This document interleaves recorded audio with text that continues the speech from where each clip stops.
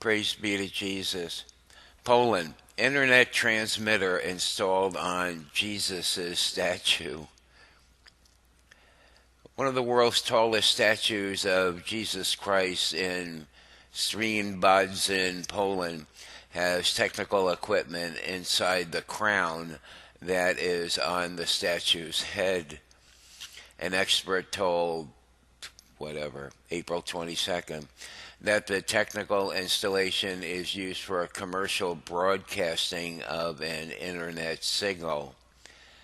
The parish, which owns the statue located in the outskirts of the town, refused to comment. The statue was built with donations from local residents. Well, that's a very creative thing to do there. I really like that. Anyway, that's a complete article, but if you want to look at it, the link is in the description box.